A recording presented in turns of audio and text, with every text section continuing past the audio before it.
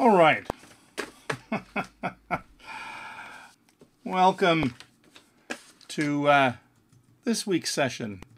This week's wonderful session of Unity Technologies live training. We're at the second in this week's. We've done two this week. Today's session is communicating between scripts and game objects. Today is a relatively basic beginner episode for what we're doing. So today we're going to talk about scripting and communicating with game objects and components. Unity has two important faces. Unity has scripting and Unity has the editor. And scripting is where we're writing all of our instructions. The editor is where we get and set up all of our game objects in that physical way. Let's go ahead and bring up, get that off 2D, there we go. 3D world there. So this is our editor. And we need to bridge that gap where our game will be. We have to bridge that gap between the two, between that the scripting side and the editor side. And then our scripts need to know our game objects. They need to know the components on those game objects, and they need to pass data back and forth. And sometimes it's convenient. We've got components on the same game object, and sometimes we have to find other game objects and then get their components off of that game object. The workhorse, the primary workhorse for being able to pass information and instructions back and forth is references, and we store these references in variables based on the type in our script. The most common way of doing this is to make that reference and to populate that reference in the inspector. So let's go ahead and see that in action. Let's create a new C# script, and let's just call this example script. If only I can type. There we go, example script. So we've got our example script. Let's open that up in MonoDevelop. And we create our references as variables at the top of the script. So let's create one. Let's create a game object reference. So game object, and let's just call this my game object. And I'm going to save this, and let's come back and look at this in Unity. And let's put this example script on our main camera for now, because scripts need to be attached to game objects in the game to be able to work. So I've created this example script. It's attached to my main camera. I've created a variable, and I can't see it. The reason for that has to do with our access modifiers. Now, Mike, who's here with us, wrote some very good documentation, which you can find on our site, and I also believe has done some live sessions on access modifiers. But let's talk about that. This variable is made with a type and a name. And with C#, if we don't explicitly make this public, it's going to be a private variable. So to be able to see this in the inspector, we must make this public. We must make this a public variable. And then we can access it both from other scripts, and we can see it, serialize it, and access it from the inspector. So again, the most common way, we have our public variable. We look at that public variable in the editor, and we can see that there's now a slot. There's the name my game object, and we can see that it is not populated, it's got none, and that it is looking for a game object. So let's just go ahead and make a game object, and we can populate it. So we can just drag that in. So this is the most common reference, is to make a public variable in our script, to have a game object or a component on that game object in our hierarchy, and simply drag it in, and now we can start to communicate with that particular script inside our script. Now let's take a look at this in action so we can do something with it. So now that we have a reference to our game object, we can do things with it, like in update. We can say my game object, and then we can access components on that game object using the dot. And so what I would like to do is talk to the transform. I want to talk to the transform on this game object. So we have our game object, and we want to get hold of the transform. So there's the transform. So we can affect the transform by getting the game object reference, and then we can find the component on that game object. So I'm going to do transform.position. And then let's just say it's going to be equal to vector3 dot up, and then times time.time.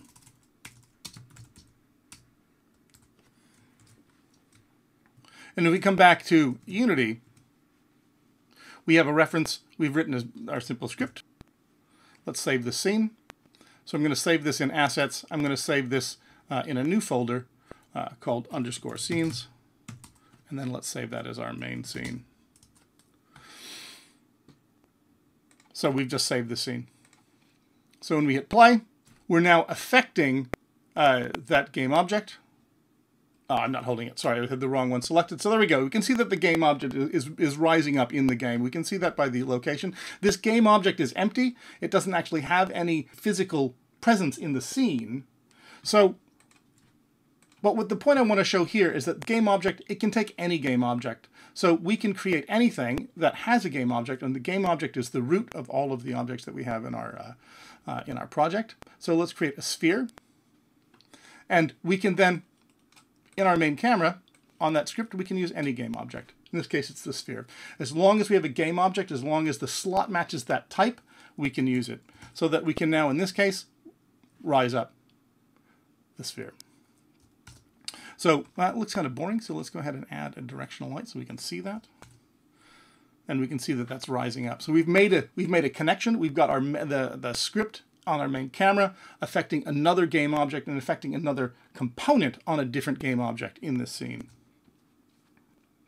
Now, when we look at the script, we're taking the game object and then we're finding the transform and then we're affecting its position. And the transform position we can see up listed here as a transform position. But we can also grab that transform directly.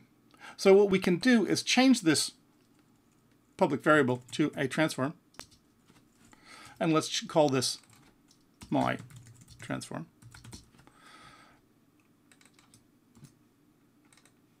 And then let's affect that transform directly. Now when we come back to Unity, we're going to see that that slot has changed. That slot now has a transform slot. Now we only have control over the game object, dragging a game object. So I can't drag this transform into that slot on the main camera. But Unity is smart. Based on the type of the slot, all we have to do is drag the game object itself into the slot, and Unity will find the transform component from that game object. So we can see that we're looking for the sphere. We are looking for the transform on the sphere. So now we are grabbing this component directly. So we're not getting a component overtly. It's done under the hood. So by dragging that reference, because we've made it as a type transform inside the script, that when we go ahead and we hit play, we're now affecting the transform directly. So as opposed to going through the game object.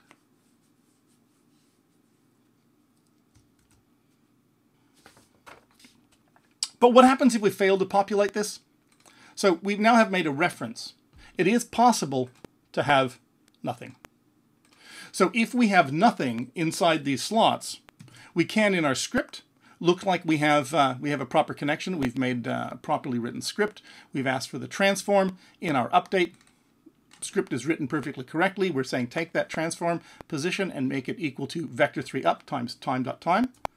But when we come back and we hit play, inside Unity, we are going to get an error. And that error is going to be a null reference error. Essentially, we have a reference, and we are looking for something, and it doesn't exist. It's a little bit like the analogy that I was using in another session was you want your car is parked in a valet parking lot, and if you don't have the ticket with a number on it, even though it's you know which car you want, you have to hand the valet a specific ticket for that specific car. So we have a perfectly valid script, and this is a runtime error. We haven't set up our game properly, and we can, if we follow it through, we'll see that it's this line. That's the problem, but it's not a problem with the script. It's a problem with the way that we've set up our scene. So we can go ahead and fix that simply by populating this. Now, if we can't populate this in the editor by clicking and dragging, we can do this inside scripts. So if we can't populate our connection in the editor, When would that be? Well, I mean, if we want to have a speedy workflow, if we want to automatically reference other components with a script, so it's ease of use, we can simply drop that script onto a game object and have it work. That's a time when we don't necessarily want to populate things here in the inspector. Also, if we're instantiating game objects at runtime, and we'll see that when we come up in a little bit, if a new game object is instantiated at runtime and it needs to populate a reference, we can't do that in the inspector. So it has to be done in code. And so that component needs a reference and it needs to know how to get it inside our script. So one of the ways that we can do that, if we look just simply at components, and we'll look at game objects in just a moment, we can have on a game object, we can have one component find another component on that same game object. So let's go ahead and take a look at our script. And if we look at just simply getCom, we can see that there are quite a few different get components. So we can get component, singular, we can get components, plural, and we can also get either a component or components in the children, down in the hierarchy, or up in the parents. So let's go ahead and take a look at get component. And then I'm going to take a look at these in the documentation. So I'm going to do another quick shortcut. So if I have something I want to look up in the documentation selected, go ahead and hit Command on the Mac, Control on Windows, and then the single quote key. And that will bring up the documentation page in another window. Let's bring that over here. I've got Twitch open. So we can see that we have get component both by game object and by component itself. And then there's the get components in children and in parent. Looking at the singular version, I want to take a look at these a little bit more closely. Why do we have two? We have the component and we have the game object, and they both generally do the same thing. And as an aside, we're going to be dealing with the generic version of this, which is, if you look at this, the generic version, we end up using angle brackets and then parentheses at the end. With inside the angle bracket is the type that we're looking for. So all of these get components are looking for components by their type. And the advantage of having both a game object get component and a component get component is essentially syntax and also some ease in the way that we write some of our code. When we are looking for a component on the same game object, we can simply say get component and then get the component that we're looking for. If, on the other hand, that we have access to another component, like the transform or a collider, because sometimes when we have collisions, we are given a collider. If we're using raycast hits, we find other components. We can simply use the component version of this, and we can say, you know, I'd like to find the rigid body and then get a component. When we're looking at the get component, and we'll get to some of the other ones in a moment, there are two ways we can look for it. We can look for things with the type itself, and then we can also give it with the string. If we go ahead, oops, come back here, don't do that. When we're looking up components via string, we also have to cast for them. Let's bring this up a little bit. And the best suggestion is to look for these via type rather than via string, because when you look it up by string, it's a lot slower, and you also have to cast that component that you found as the component you're looking for. So let's see this in action. So if we're wanting to write a script where we can simply get a component on the same game object, we can use get component. So let's make a reference for it. We first need a reference, and this is going to be a private reference because we're going to get this reference within the script. It doesn't need to be public. So let's make a private reference to say a rigid body, and that rigid body, we'll just call that my rigid body. And in start, we'll say my rigid body is equal to simply a get component, and the component we want to get is the rigid body. And that's done in angle brackets because we're using the generics, and then followed by a parentheses. Now, this is presuming that there is a rigid body attached to this game object. Now, we're going to attach this to in our game. We're going to attach this to, let's move this from the main camera where we have it right now. I'm going to take this off, remove the component here, and I'm going to add it to my sphere. But if I want to guarantee that there is going to be a rigid body, I can also use the require component. So let's take a look at require component. So if we take a look at require component, again, command or control and single quote, we're going to go ahead and look at that in the documentation. We can see that require component is an attribute, and it lets us automatically add required components as a dependency. When we have this attached to our script, which in C# you put just before the class, then it will make sure that there is a rigid body. There must be a rigid body attached. And if there isn't a rigid body attached, then it will go ahead and add one. So let's go ahead and copy this. And I'm going to paste this in above my class. So now, not only am I requiring that type of rigid body, that component type of rigid body, I'm accessing it. I have it private as a reference, and I'm getting it here in start. So let's save this. Let's come back. We can see that the sphere doesn't have the script and it doesn't have a rigid body. So let's grab our example script and put it on the sphere. Come back and look, and we can see that we have our example script and we have the rigid body that we have here. Now, let's go ahead and do something with this. I'm going to go ahead and just comment this out in my transform, and I'm going to go ahead and write rigid body, or my rigid body, excuse me, my rigid body, add force, and let's add force vector 3 up, vector 3 dot up. I don't know, let's say time about 10, something like that. So let's save that, and let's come back to Unity. Hopefully the compile gods will be happy. Oh, okie dokie. And let's go ahead and hit play.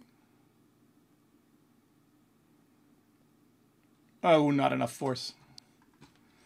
Ah, it was a good guess. Let's make it a little bit higher.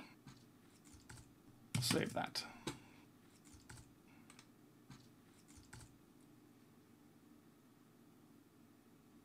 Woof! Away it goes. So, we have found that automatically, and also with a little bit of that sugar that we have on the top by being able to require the rigid body, we can start to simplify our script so that we're not hooking up everything by hand. We can attach the script, we can require the rigid body, and then we can find that local component directly without having to attach the script as a public variable and then drag that rigid body onto the slot. So when we're looking for components, this is looking simply for a component on the same game object. You can also look for component or components in the children. And when we're looking for a component or looking for components, I think it's important to note some very important things about them, which is when you're looking for the singular, there's singular and plural. There's get component and get components. And the first one, when you're dealing with a singular, which we're looking for here, it will return the very first and only one item that it bumps into. So if it's looking for a component in the child and there are multiple versions of it, it will simply find the first one and return that. On the other hand, if you look for the plural version, components, we can see that it's returning an array. So it's going to return a collection of the components that it finds. So you can find more than one, you will get a collection of them, you'll get an array of them, and then you can iterate through that array or somehow manipulate that array to find the components and use the components that you want. So let's take a look at what happens if you don't have a reference to the game object itself. Actually, before that, I've got one other thing I do want to show you that I prepped. I lied in examples. Let's take a look at sparks. I've got a Unity spark generator. And this is a collection of particle systems. And each child here has a particle system on it. And if I want to control all of them, I need to be able to reach out and grab all of the components in these children. So let's take a look at the Sparkle controller. So we've got Sparkle controller, and it has a private array of sparks. These are particle systems called sparks. And in start, we say that our sparks equals the get components in children, and the type is particle system. So when we put this script on the parent, it's going to look down into all of those children and find all of the particle systems. And then I've got a little thing just so it rotates, which is a bit fun. And then if the input is the key code of E, if I hold down the E key, it's going to look through that list, and it's going to start doing things. Just look through that array and start doing things to all of the systems, particle systems that are in it. It's going to pause them and then emit a big bunch of sparks. So when we take a look at that, so we're going to put that onto that parent, and then when we hit play, we can see that each one of these is emitting sparks as we go. But if I hold down the E key, boom, it turns them off. And every time I hit it after that, it goes ahead and emits a whole bunch of sparks from each one. And so that's one of the ways that we can use this get components in children, so that you can create a private list, or private array in this case, and then you can get your components in children and populate it into that array. And then we're using the for each loop to go through each one of these particle systems in that list. What do we do if we don't know where the game object is, if we have to get the game object? Well, we don't get game objects. I think one of the important things is to look at the nomenclature that we have, which is there's get and there is find. We get a component, but we find a game object. So if we're going to look at finds, if we've got to find a game object, so let's go ahead and look at this in the documentation. This is just simply showing us find object of type and find objects of type. So again, we have a singular and a plural. So command on the Mac, control on Windows, and we can see that there are a bunch of different finds that we have. We want to look primarily at transform find, game object find, and our find objects of type, which we're going to skip over relatively quickly, and then we want to look at find with tag and find game objects with tag. When we're doing our finds, you can find by name, by string, which is what we're doing with the GameObject.find and the transform find. I only want to cover these very briefly because they're relatively slow, and most of the time, if you need them, you already have the object, and it would be easier to create a public reference and then go ahead and drag that public reference, and rather than trying to find it with a very long and potentially error-prone string. But it's good to know that they're there, is that you can find a transform in your children. You can give it a path, a string path, as long as you have that slash character. It says here you can traverse the hierarchy in the path name. The same with GameObject find, is you can find game objects by name. But again, unless you absolutely have to, I wouldn't use either of these. And also be aware that these are particularly slow. And so if you do that, you should definitely make sure you do it in start the way we have, and cache that reference. The next ones that you should also arguably know they're there, but only use in extremis, is you can find game object or game objects by type. So you can give it a type. And again, if you have one object, you're looking for one object by type, you will find the first one and return it. So if you say, hey, I'm looking for a rigid body, it'll just find the first rigid body at random. Unity will hand it to you and go, there's your rigid body, son. On the other hand, you could get all of them, and these only return active game objects. So if your game object is inactive, it won't be found. And lastly, the ones that are more common are tag. So you can find game objects with tag, or, and I must have not linked it, find with tag. So let me just get rid of these. So these two look for the tag that we set up in the tag manager. And even though this is not the fastest, and again, if you need to, it's best that you do it in start. It is probably one of the better choices, because you're reducing the number of things you're looking for based on the tag that you yourself have created. So let's go ahead and take a look at what we would do with this. So let's come back to Unity, and to show this, let's write a new script. Let's write a script called spawner. So let's use these sparks. Let's use the sparks that we have set up. I've got a Spark game object, Spark prefab that we can use. So I'm going to use this to spawn prefabs.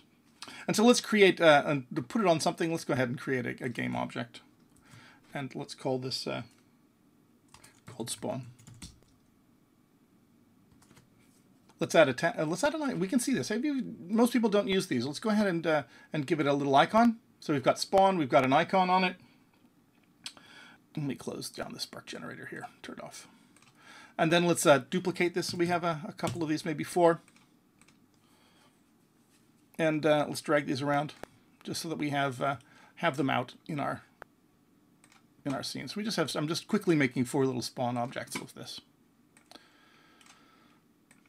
Oh, and I didn't do one thing that I should have done before I duplicated them. That's all right. Let's create and add a tag.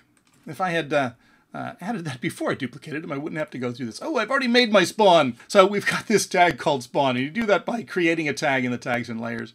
And then you can go ahead and add that tag to each one of the objects. Or can you multi-select for these? Oh, you can. Very nice. Oops. Completely blew that. So let's multi-select our untagged objects. Let's pretend we never did that.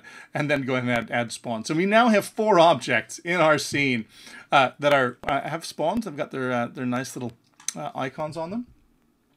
And they're tagged with spawn. So we can come back to MonoDevelop. And in MonoDevelop, let's create a public reference again, which we will drag, a public reference. And it's going to be to a game object, and it's going to be sparks. We're going to use those sparks to spawn those sparks. And private as well. We'll make a little private reference, and that's to a game object array, only if I use the correct symbols, called spawners.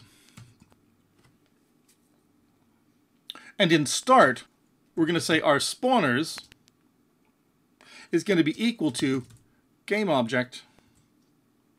And note that this is the capital GameObject, because we're addressing the class. We're not looking for our parent GameObject.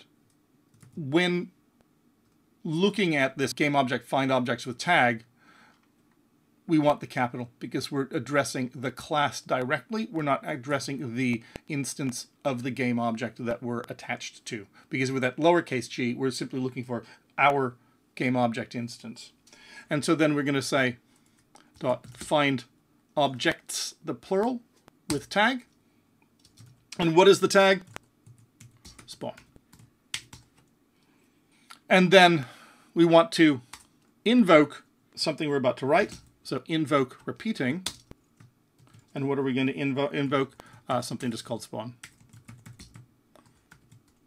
And we're going to wait 1 second and then do it every second. Every second. Let's do it every second, folks. So, and what are we going to write? Spawn. And spawn is going to simply be our game object. Spawn. So we're going to grab this as a spawn point. Is going to be equal to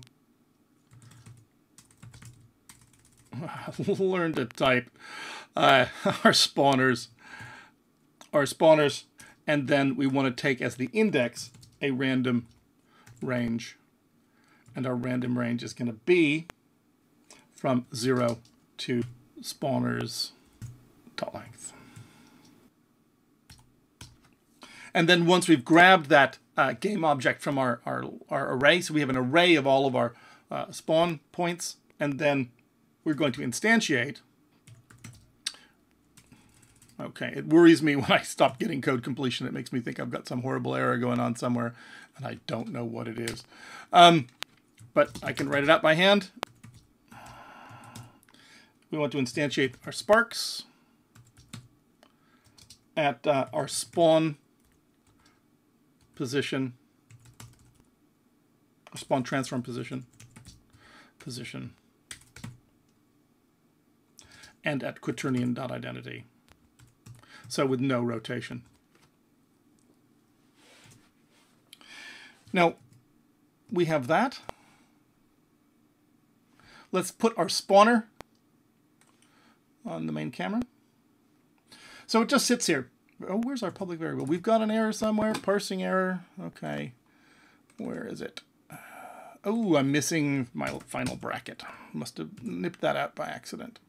So final bracket. Instantiate, I spelled it wrong. Instantiate, there we go. I love it when code completion works. So now we've got this script, it's attached to our main camera, and it's going to go out and find all of the spawn points that we have in the scene. So if I've added my spark, so that's my public variable, I've dragged that into location. But the spawners, that's all done internally. Private reference, done here in start. So let's go ahead and hit play. We can see it's finding at random these spawn points, and it's spawning this emission that we've got going on with our little particle system. And this is a really good workflow, because if we had, say, a game controller or player script that needs to know all of the spawn points on a level, and we could make that a public list or public array, but we don't want to have to hook them up by hand or change a value on that component, on that spawner component, every time we change an item in the level. We can place our objects in our scene as we feel. The game controller or player script will find all of the spawn points when the level starts. So this is good for when we're making our scenes and we're making our levels. It's an improvement of our game creation workflow. We can put those into the scene as we need them and then have them found by tag at the start of the scene. There's another case. There's a point where you need to find references to game objects, or you need to find references to components automatically. And that's often when you're instantiating an object in scripting, you create that object in a script, and then it needs to find a reference.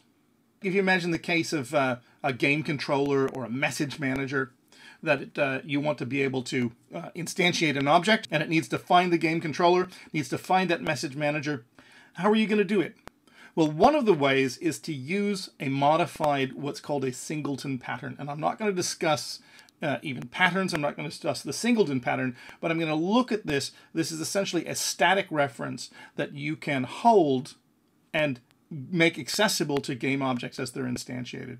So if we look at an example I have here, a my controller script, what we have here is we take a private static reference to an object of this type. And then we have a public static function called instance.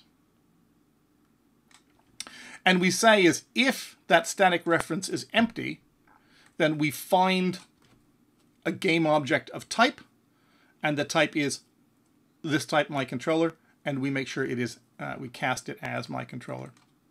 Then we do have a little bit of insurance here, which is that if after all of this my controller doesn't exist, it's still null, then we throw a little note into the log with a log error saying there needs to be at least one active controller script on a game object in your scene, and then we return that reference for the objects that ask for it. So to see this in action, let's add this my controller script to the main camera. So I've got this my controller. It doesn't actually do anything, but pretend that this is let me turn off the spawner script, but pretend that this is my controller. This is a game controller or a message manager, something that you're using to control systems inside your game. And what I have over here, a little UFO. Now this is made entirely of primitive spheres, crushed and squished and changed in size. But we'll use this as an example of instantiating an object. And if we look at the UFO controller, it's got a very simple setup here, which is that it has a vector3 for direction, and then we just get a random direction. And we're doing that by getting a random inside unit sphere. So we get a random vector3. Essentially, inside unit sphere delivers us a random normalized vector3. And then we want to move using simply transform translate our direction, and then we multiply that by delta time. So essentially we're going to spawn these UFOs, and the controller will push these guys out at random directions. But let's say we instantiate one of these guys, and the UFO has a UFO controller on it. And we want to have a public reference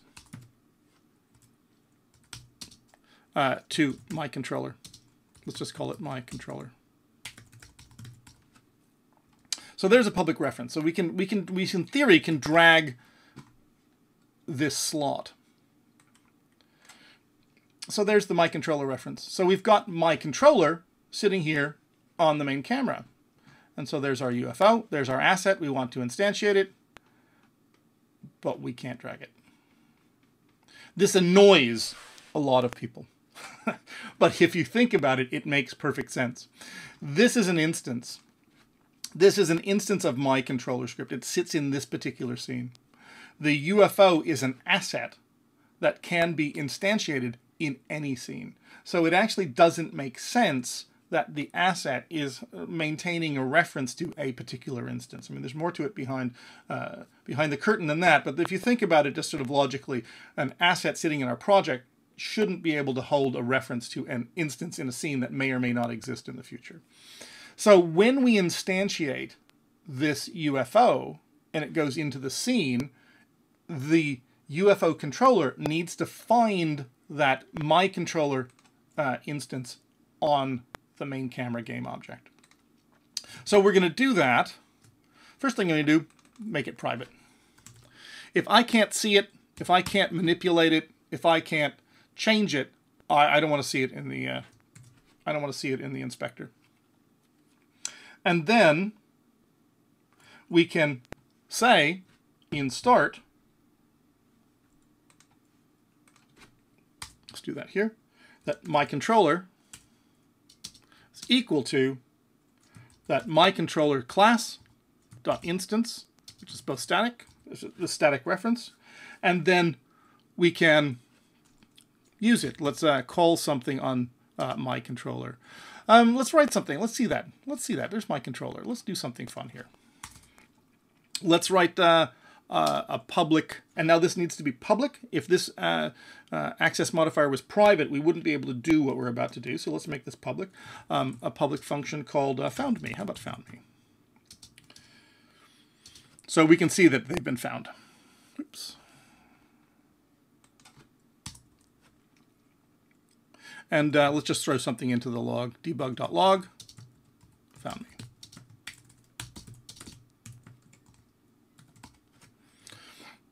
And with that saved, we can go back to our UFO controller and do my controller dot, ooh, not dot animation, good, great gravy, dot found me. So we save that, and let's use spawner. Back to the main command. Let's turn spawner back on. So there's our spawner, and I want to change from sparks. I'm going to spawn that UFO. So now our little spawner script is going to start spawning UFOs. And what we should see, let's just put this down here, is our console should start to be, if I've done everything right, fill up with found me's. Yeah, you can see that every time one of these new UFOs shows up, it finds that reference to that my controller using that static reference and then registers itself.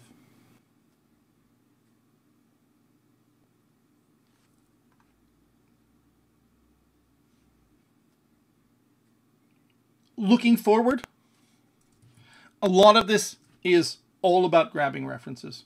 And you can also look for returned references to items. If we take a look at that spawner and look at that instantiate, and you look at command single quote or control single quote instantiate in the docs, it optionally returns a reference to the object that we have instantiated. And coincidentally, you can cast for this to any component that happens to be on the object that you're instantiating. In this particular reference, they're casting this as a rigid body, so you can get a reference to the rigid body. If you wanted to get a reference to the collider, you could do that as well. But the important thing is, and it's a lot like 6 degrees of separation, is that when you create an object, I mean, one of the problems that we have with this particular game that we have set up, this particular example, is that we've created all of these UFOs, but if we wanted to do something with any one of these UFOs, we would have a very difficult time finding that particular UFO. We could do GameObjects.find. We could find by name. They all happen to have the same name. Finding the specific one out in this mass of game objects is not really easy. So one of the important things to do is to grab those references and keep a hold of them. In this case, instantiate is returning a reference to the object that you have instantiated. So we can say in our instantiate that we want to create a game object called clone in this case, and it's going to be equal to that which we instantiate. We do need to cast for it. And so in this case, we're going to say as game object because we want the game object. And then we can collect them. We can do stuff to them. We can say our clone.name is equal to I don't know, UFO. In string, please. UFO dash. This will be ridiculous. Time. Ooh, this should work. To string. You know, so we're giving it some strange, unique name. We've grabbed a reference. We couldn't do this if we didn't know which UFO it was. We can also put them in a list if we wanted to. I'm going to quickly do things here using system.collections.generic because I'd like to have a generic list. And I can now create a new private list of game objects. What should we call it? UFOs. And we can add them to it. We can say UFOs.add clone. So we can put them all in this list, and later we can go ahead and do something with the things that we have created. But we've got a hold of them. We've grabbed them. They're not some random game object just floating around our game that we have no control over and no real easy way of picking out of the soup of the game that we've made. Oh, I haven't made a new one. We have to create a list. Our UFOs has to be equal to a new list. Game object, of course. Sorry, it's not thinking about the technical side.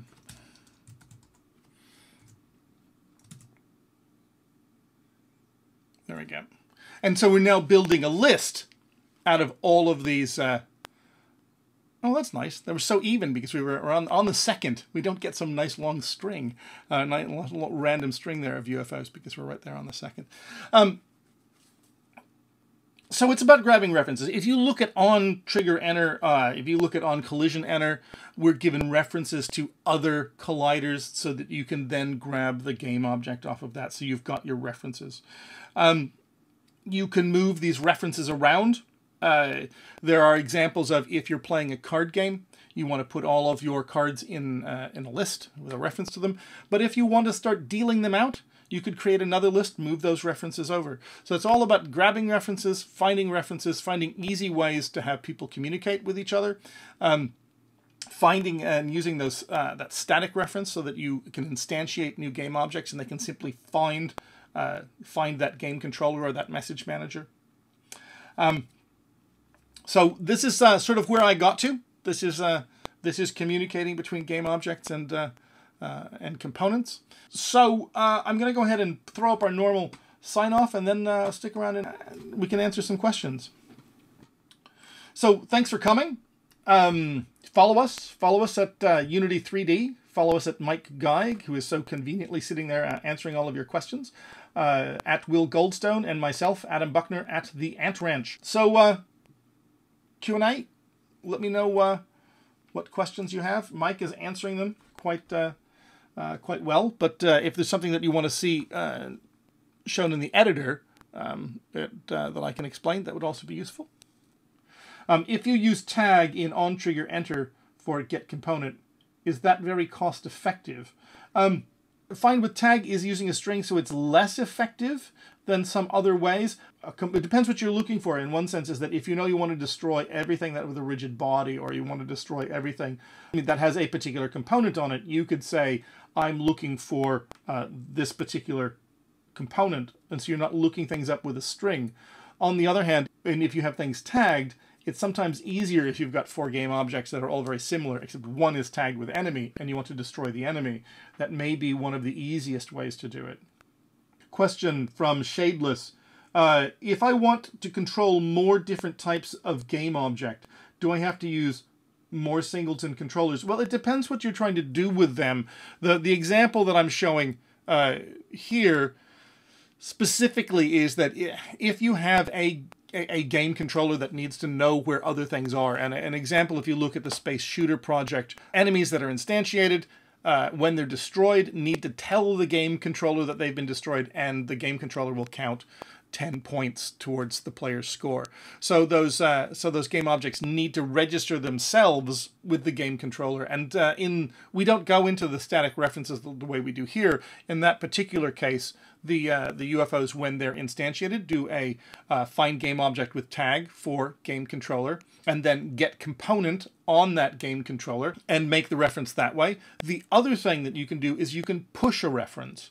So when you're instantiating, to a degree, let's find our spawner. This is our spawner, so let's take a look at where we are. So you could make a public reference here to my controller, because this is instantiated in the game at the beginning, called my controller. And this we can drag a reference to. So coming back and looking at the game, so now our spawner has something we can populate. And you can just drag that. Remember, you're dragging the base game object, even though it's got both of these components on it. So we now have a my controller reference. And then when we spawn, remember, we've got our clone. And we will have to make this public. So this goes back to being public, because otherwise I won't be able to access it without a property or getting and setting or making a function. But now my spawner can say clone dot, oops. Oh, because we're a game object, right. So we're going to need to say UFO controller equals clone dot get component. So you can see how this is going to start to work. Dot get component. That'll be UFO controller.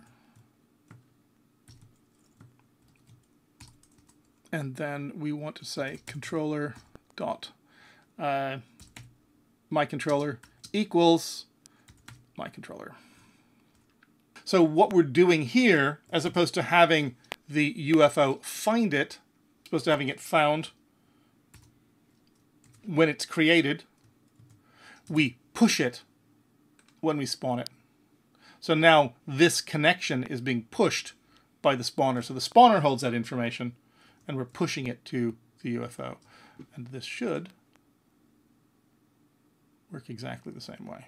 Yep, there we go. Can layers be used to filter finding objects? Not that I'm aware of.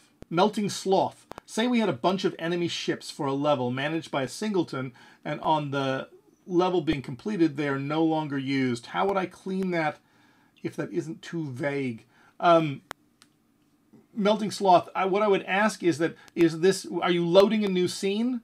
Or are you changing your levels in the same scene of the game?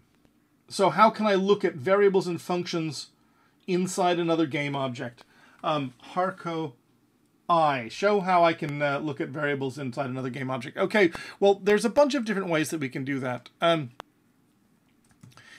If they're public, you can just ask, which is partly why you can get into either functions that get and set things, or you can get into actual accessors But let's just create a new script called spawn peeker. Spawn peeker. And I'm trying to think of the best way to do this. Let's just put this here in public. Public int my int equals 5. Now, if you give me a real-world example of what it is that you're trying to do, we can also help with that. So in start debug.log, we need a reference to it, so we're going to need public spawner, my spawner. It's a reference, and then we can say I want my spawner dot my int. So it's public, so we can simply look at it. And then spawn peeker's got to go on something to work. So let's put that in the main camera. And then again, since the spawner is on the same object, so there's our 5. So it's simply public. If it's public, you can simply look at it. If you're trying to start using more, how would you put it? Because I don't want to say that you have to do it this way, but there's some more accepted practices in the way that you write scripts, especially in object-oriented programming, where you're creating private variables and then you're protecting them with either functions that get the value, set the value, or you're using a property. If you want to look at properties, I suggest that you, for the first bit, look at our website, because we talk about that in scripting, and we talk about that. It's intermediate, but we have properties. First one of the intermediate, and it's basically getters and setters, so that you can protect your private variable behind a property, and then you can get and set those values. And if that doesn't answer your question, go ahead and ask for more. NoKitty asks, how do you access variables in a different scene? For example, access score in a game scene from the login screen. You must save those into another form, because when that scene is not running, that scene essentially doesn't exist. It's not being held in memory. So a former score from a scene that is over needs to be saved in some sort of persistent manner. Again, coming back to our site, the suggestion from me to give to you would be to look at persistence saving and loading data. Live archive training from Mike, because you're going to need to save that information before the scene is removed, before the scene is shut down, and save that into some data store, player prefs, or serialize it into a saved file that you can then access. Can you please show us how to destroy all the UFOs with a D key? I don't know how to use a list. I suppose we could do that. Try to be very quick about that one. Let's see.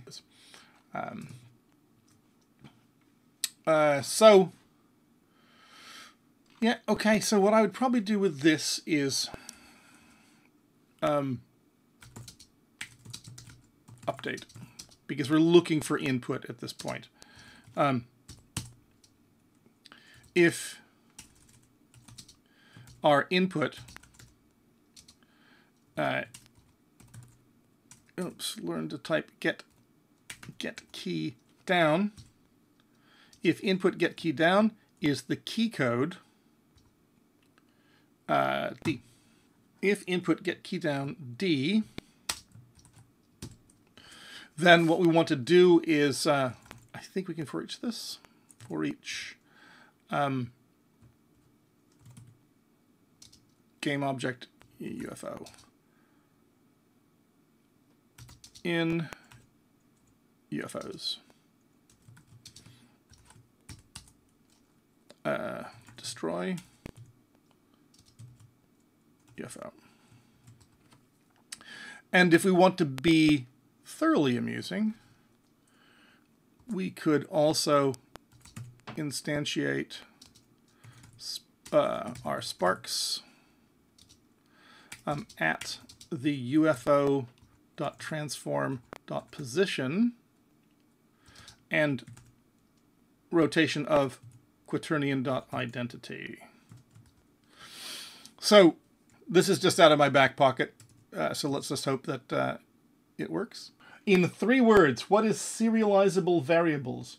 I can't find and don't understand tutorials about that. Both Mike and I have done some lessons on that. I look at scriptable objects and persistence of data.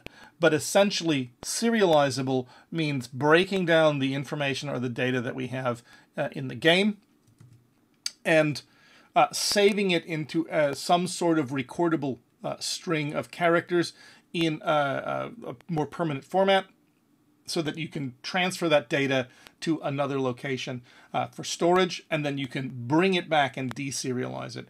And in some cases, because of the way that the information is broken down, some variables are available and are to be serialized, are able to be serialized, and some are not.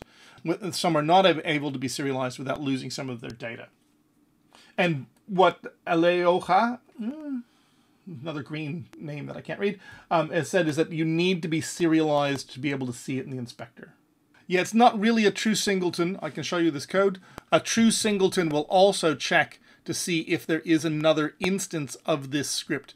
So when you're using this reference, it's up to you to make sure you only have one of them.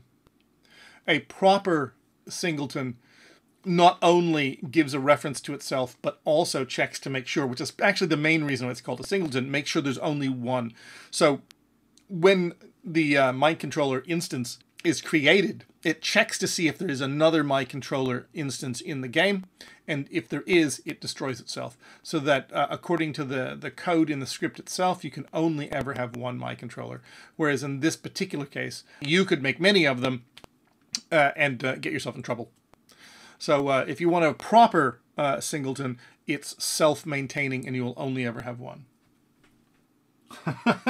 Steak Pinball, do you really want the UFO? I can make it available. I now have I've twisted the arms of IT, so I can now put simple downloadable files attached to the Learn lesson. So I can include it if you want. If you want to see it.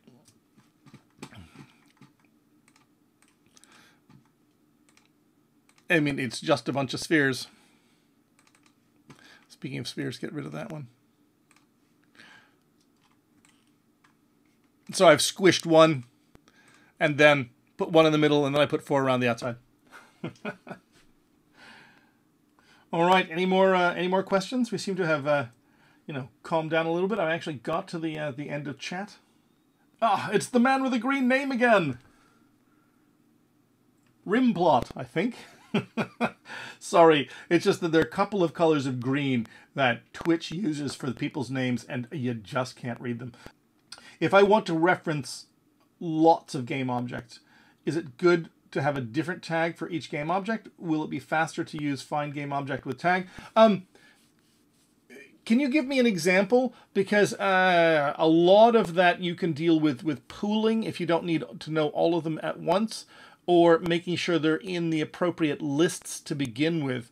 An example that I would have of, say, a deck of cards, a little bit smaller, but you have 52 cards, and you instantiate, you have an object representing one of each card.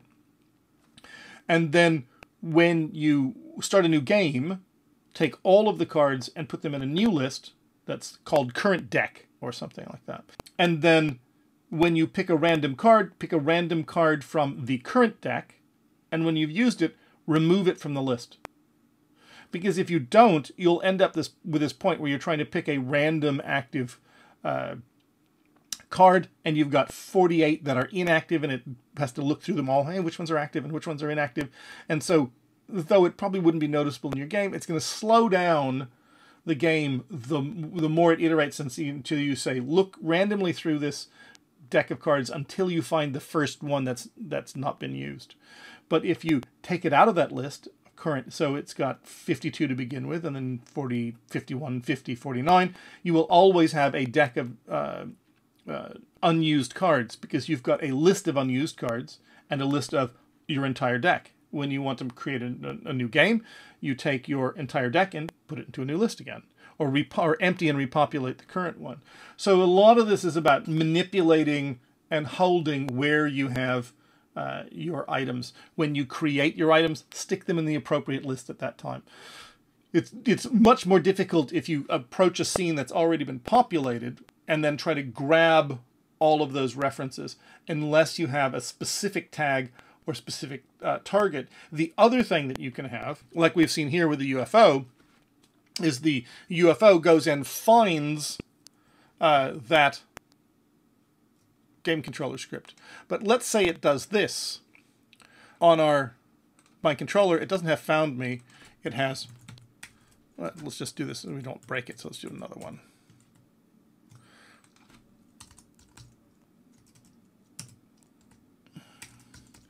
Public void register me. And then we want GameObject. Clone.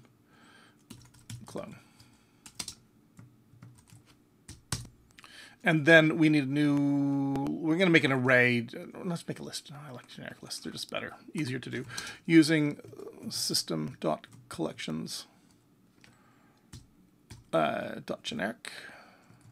Learn to stop worrying and love the generic list. And so then we're going to create a generic list. That's going to be a private list of game objects called my UFOs. And remember to do this in start. Just looking at my stuff we've got down here. Void start. My UFOs is a new list. Oh, that was an interesting code completion. New list game object. Ooh, how I never realized that before. How nice. New list of game objects. And then we can say when we send it, my UFOs.add clone. So when our UFOs are instantiated, they don't just do a find me. They also say my controller dot register me the game object. So now I'm going to make this public just so we can see it. We can look at this in debug. Well, we'll do it in debug mode. I'll show you debug mode. So now, okie dokie, let's get rid of this guy. So now let's look at our main camera, and we're going to go into debug mode so we can see private information in debug mode. And my controller, my UFOs, and we can see that my UFOs list is growing every time we spawn a new UFO. So we have a list, and the list is maintained by our controller, but we're giving the responsibility of registering into that list to the individual object. So if we want to have all of our UFOs in a list, we could have the controller trying to desperately grab every UFO out there, checking it to see if it's a new one. But in this particular case, every time it's spawned, and since my controller isn't spawning it, the UFOs are registering themselves. No kitty. How do we decide if we go for a new scene or the same scene? For example, when the game finishes, we want to give the option to play again, but also display scores, coins, etc. so far. No kitty. Definitely look at persistence of data in the archives, because that's what that whole thing is all about. Oh, bring it up. Where'd it go? Close tabs, please. Did I close it? I think I must have, yeah. So in Learn, in tutorials or live training archive, I just find this is easier to access. Persistence of data, because what you want to do is you want to be saving that information, whether you're saving it to player prefs or some other location. You definitely want to be saving that, the score, you want to be saving the coins, you want to be saving that into a persistent file somewhere. And we talk about the different ways you can do that in persistent saving and loading data. Myo 314, how can I achieve seeing through buildings, walls and roofs around a player character in an isometric game? Should I learn to program shaders? I thought about building a scene using many small parts, for example quads, so I could disable rendering on them individually if they're in the way between the camera, but it doesn't seem to be that great of an idea. I wouldn't say get into programming your own shaders first. I would take a look at the existing shaders, because there are transparent shaders that you could manipulate. The one thing I will say that when you're doing that, take a look at keeping it as a solid shader and then changing a solid material and then changing the shader on that material when you need to make it transparent, because in some cases what I was discovering when trying to fade out more complex objects is it's difficult to know draw order, and so it can look a little bit uncomfortable with a semi-transparent object that is, even if the transparency is pushed all to 100%. Because it's a transparent shader, there is sometimes some confusion as to what comes in front. So what I found was I would leave my solid objects with a solid diffuse shader on them, and then when I faded them out, I would change the material to a transparent one and then activate the fade. Rimplot, is there a way to load data from an external source? Change the language file, change what language file is loaded. Yes, you can definitely load data from an external source. And again, that is in that persistence of data, saving and loading data. And you could have text files that you can use for localization, so you can have different languages for your game. There is a lot of information, mostly from the community, on the forum about localizing games. And there's a couple of things in the asset store to help that as well, frameworks. It really depends the question is, what type of files can I use for language files? It depends upon really what you're doing. Text files, in some cases, are perfectly fine. If you're dealing with unimportant data that you don't care if someone finds and hacks up, you might want to bury them deep in, you know, a serialized string somewhere if you want it to be slightly more protected. But you can certainly load text. You can make text assets, and a simple text file can be a text asset, and you can refer to it with a script. In some cases, as simple as if player prefs equal Spanish, use, you know, span.txt and parse it in, you know, if player prefs are English, use ing.txt. So, but you can use XML, YML, quite a few different formats.